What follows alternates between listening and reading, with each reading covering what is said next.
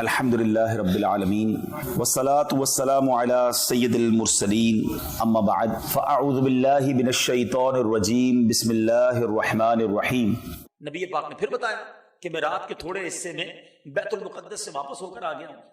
اب معاذ اللہ انہوں نے خوب مذاق اڑایا، خوب بھکتیاں کسی، خوب برا بھلا کہا۔ اب ان جو نہ ماننے والے تھے ان کو ایک موقع ملا کہ ابو بکر جو ہیں بڑے معزز تھے، حضرت ابو بکر اصل میں بزنس مین بھی بڑے تھے، خاندان بھی بڑا تھا، ان کی اپنی پورے شہر میں بڑی عزت تھی۔ کفار کو یہ بڑا رنج تھا کہ اتنا عزت والا آدمی، اتنا جس کو ہماری میمنی میں کہتے ہیں موبے والا آدمی، اتنا نام والا آدمی کیوں سرکار دو عالم علیہ السلام کا ساتھ دیتا ہے۔ وہ چلے گئے حضرت ابو بکر صدیق کے دروازے پر کہ آج موقع بڑا اچھا ہے ان کو نبی پاک سے دور کرنے کا۔ دروازہ کھٹکھٹایا کہ اے ابو بکر تم جانتے ہو جس نبی سے تم محبت کرتے ہو وہ کچھ کیا کہتے ہیں؟ کہا اچھا بتاؤ میرے آقا کیا کہتے ہیں؟ کہ تمہارے نبی یہ کہتے ہیں کہ رات کے تھوڑے حصے میں بیت المقدس سے ہو کر واپس آ گئے۔ صدیق اکبر رضی اللہ عنہ نے کہا کہ اچھا میرے آقا واقعی ایسا کہتے ہیں؟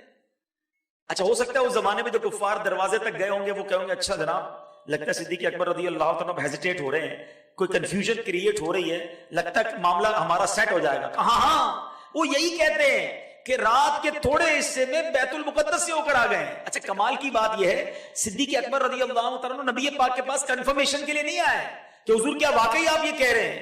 اسی دروازے پر کھڑے کھڑے صدیق اکبر فرماتے ہیں میرے آقا کہتے ہیں تو سچ کہتے ہیں، نبی پاک نے فرمایا تو حق فرمایا۔ وہ سارے شاکڈ ہو گئے، حیران ہو گئے، ایسی محبت، ایسا یقین، ایسی بات ماننا، اور سبحان اللہ رہتی دنیا کو درس دے دیا۔ ہم نے اس کی تصدیق کرنی ہے۔ اس دن سے آپ کا نام صدیق پڑ گیا۔ آپ نے نبی پاک کی ایسی تصدیق ملا دیکھے کر دی، آقا فرماتے ہیں تو حق فرماتے ہیں۔ بہرحال صدیق اکبر رضی اللہ عنہ کی زندگی بھی کمال کی زندگی ہے۔ آپ کی 3 خواہشیں تھیں، ٹھیک ہے نا؟ آج اگر میں آپ سے کہوں ذرا کاغذ قلم نکالیے اور اپنی زندگی کی سب سے بڑی خواہش لکھیے، 2-3 خواہشیں لکھ دیں، ٹاپ 3۔ یہ بڑا زبردست ایک ٹیسٹ ہے۔ عاشق اکبر کی زندگی کی 3 بڑی خواہشات کیا تھی؟ آئے ہائے ہائے کیا اچھا الفاظ بھی موتیوں کی طرح ہے۔ صدیق اکبر کہتے ہیں میری 3 خواہشیں ہیں، النظر الیک وانفاق مالی علیک والجلوس بین یدیک۔ کہتے حضور میری 3 ہی خواہشیں ہیں۔ پہلی خواہش یہ ہے کہ حضور میں آپ کو دیکھتا رہوں، حضور میں آپ ہی کی طرف نظر کرتا رہوں، النظر الیک۔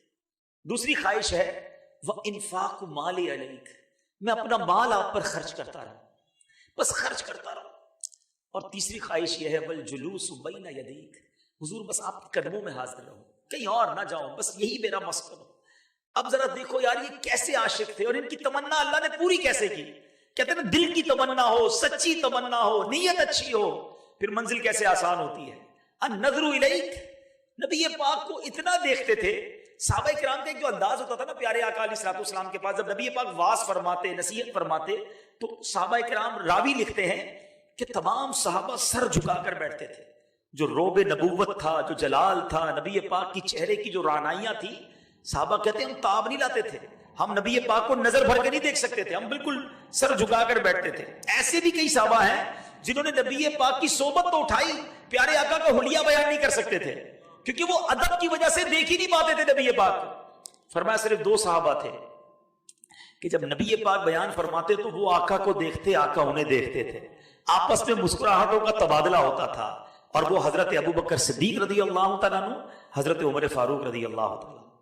اچھا النظر الیک، تمنا تھی حضور کو دیکھتا رہوں، یہ تو ہوتا رہا، مگر علماء کہتے ہیں جو غار ثور میں نبی پاک کا دیدار صدیق اکبر نے کیا نا، اللہ اللہ اللہ، یہ موقع دنیا میں کسی کو نہیں ملا۔ 3 دن 3 راتیں صدیق اکبر رضی اللہ تعالیٰ عنہ نبی پاک کے ساتھ اکیلے غار میں رہے اور کوئی نہیں تھا، اور صدیق اکبر جلوہ جانا کا دیدار کرتے رہے۔ ذرا الفاظ سنیے گا کتاب میں کیا پیارے الفاظ لکھے ہیں۔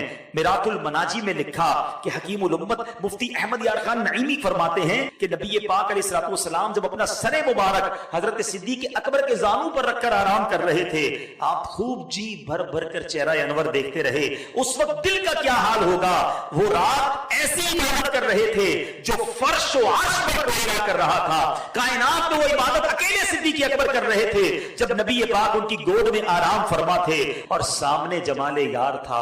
ذرا تصور کرو نا, کسی کی گود میں کوئی آرام کرے, کتنا کلوزلی دیدار کیا ہوگا, پلکیں بھی دیکھی ہوں گی, ابرو بھی دیکھے ہوں گے, آقا کے رخسار نبی پاک کی مبارک داڑھی کو کتنے قریب سے اور کتنے پیار سے دیکھا ہوگا. کائنات میں جس وقت یہ دیدار صدیق اکبر کر رہے تھے, یہ عبادت کائنات میں کوئی اور نہ کر رہا تھا. نبی پاک کے ساتھ ایسا شرف صدیق اکبر رضی اللہ تعالیٰ عنہ کو ملا. دوسری تمنا وَإِنفَاقُ مَالِ عَلَيْكَ, حضور میری تمنا یہ ہے کہ آپ پر اپنا مال خرچ کرتا رہوں. آپ خرچ تو کرتے ہی تھے, مگر جب غزوہ تبوک کا موقع آیا, اللہ اکبر, غزوہ تبوک جو ہے یہ جیش عسرہ کہلاتا ہے, یہ تنگی والا غزوہ کہلاتا ہے. ڈیفیکلٹ ٹائم تھا مسلمانوں کے لیے. ایک تو گرمی کا دن تھے, آپ مکے مدینے کی گرمی جو گئے ہیں وہ جانتے ہیں. دوسرا تبوک بہت دور ہے. میں جب تبوک پہلی بار گیا, ہم گاڑی میں گئے تو تھک گئے, بڑے اچھے روڈ بن گئے اب تو. میں سوچتا رہا کہ یہ اونٹوں پر اور گھوڑوں پر کیسے گئے ہوں گے, کتنی گرمی, اب تو روڈ بن گئے. تیسری بار, اس زمانے میں مسلمانوں پر غربت بھی بڑی تھی, اونٹ بھی نہیں تھے, گھوڑے بھی نہیں تھے, لشکر بہت بڑا تھا. نبی پاک علیہ الصلوۃ والسلام نے اناؤنسمنٹ کیا کہ اللہ کی راہ میں خرچ کرو, جیش عسرت کے لیے, غزوہ تبوک کے لیے مال کی ضرورت ہے. بڑے بڑے صحابہ کرام, یہ وہی غزوہ ہے جس میں حضرت عثمان غنی نے کھڑے ہو کر بار بار اعلان کیا اور نبی پاک علیہ الصلوۃ والسلام نے حضرت عثمان غنی کو جنت کی بشارت عطا فرمائی. یعنی خزانوں کے منہ کھول دیے صحابہ نے. اب حضرت عمر فاروق رضی اللہ تعالیٰ کا مائنڈ سیٹ دیکھیں, یہ میرا آج کا مین ٹاپک ہے کیونکہ فیملی کے لوگ بیٹھے ہیں, ذرا غور سے سنیے. حضرت عمر فاروق رضی اللہ تعالیٰ کا مائنڈ سیٹ کیا تھا, کہتے ہیں ہر بار صدیق اکبر آگے بڑھ جاتے ہیں نیکیوں میں, جب دیکھو یہ آگے بڑھ جاتے ہیں. آج میرے پاس تھوڑے پیسے اچھے ہیں, ویل آف تھے, کام کاج ٹھیک ہوگا, کہتے پیسے جمع ہو گئے تھے, میں نے سوچا آج موقع ہے صدیق اکبر سے آگے بڑھنے کا. کہتے میں اپنے گھر کا آدھا مال لے کر نبی پاک کی بارگاہ میں پہنچ گئے. 50%. آج لوگوں کو 2.5% زکوٰۃ دینے میں جان جاتی ہے. رمضان میں ہم جاتے ہیں نا جب کسی کے پاس اور حساب بتاتے ہیں تو کہتا او ہو 10 لاکھ روپے زکوٰۃ بن جائے گی. ارے اللہ کے بندے, تیری 10 لاکھ میں جان جا رہی ہے, 4 کروڑ رب نے دیے تو 10 لاکھ بنے نا. شکر ادا کر اللہ کا, اللہ نے اتنے دیے. 10 لاکھ مشکل لگ رہے ہوتے. 2.5% نہیں دیتے کئی لوگ پوری زکوٰۃ. حالانکہ زکوٰۃ مال کا میل ہے, جس کے مال میں مل گیا اس کے مال کو بھی برباد اور میلا کر دے گا. عذاب کا مستحق ہے وہ شخص جو زکوٰۃ نہیں دیتا. صدیق اکبر اور حضرت عمر سے سیکھو. عمر فاروق 50% لے گئے اور نبی پاک علیہ السلام نے پوچھا اے عمر گھر والوں کے لیے کیا چھوڑا ہے؟ حضرت عمر کہتے ہیں حضور جو گھر میں تھا آدھا لے آیا, آدھا آپ کی بارگاہ میں اللہ کے لیے لایا ہوں, آدھا گھر والوں کے لیے چھوڑا ہے. حضرت عمر کہتے ہیں کہ اب مجھے یہ انتظار تھا کہ سیدنا ابو بکر صدیق کیا لاتے ہیں, کیونکہ آج مجھے لگ رہا تھا میں آگے بڑھ گیا ہوں, میں نے 50% دے دیا. صدیق اکبر رضی اللہ تعالیٰ اب آتے ہیں, سبحان اللہ. اور اب ذرا غور سے سنیے گا کہ آپ کے پاس جو مال تھا نا وہ اپیرنٹلی یعنی دکھنے میں تھوڑا تھا, پوٹلا تھوڑا سا تھا, حضرت عمر کا زیادہ تھا. یہ بھی سیکھنا ہے آج. تو حضرت ابو بکر صدیق وہ مال لے کر آ گئے. جب وہ مال لائے تو پیارے آقا علیہ السلام نے پوچھا اے ابو بکر گھر والوں کے لیے کیا چھوڑا ہے؟ کہ حضور جو کچھ گھر میں تھا سب لے آیا, 100% لے آیا. کہ ابو بکر گھر والوں کے لیے کیا چھوڑا ہے؟ تاریخی جملہ تھا. کہتے حضور گھر والوں کے لیے اللہ اور اس کا رسول کافی ہے. حضرت عمر رضی اللہ تعالیٰ نے اس وقت وہ تاریخی جملہ فرمایا کہ اس دن میں نے جان دیا کہ میں ابو بکر صدیق سے کبھی نیکیوں میں آگے نہیں بڑھ سکتا.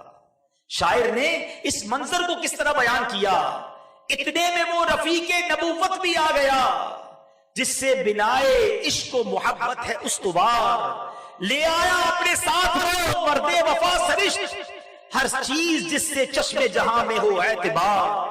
بولے حضور چاہیے فکر عیال بھی, کہنے لگا وہ عشق و محبت کا رازدار.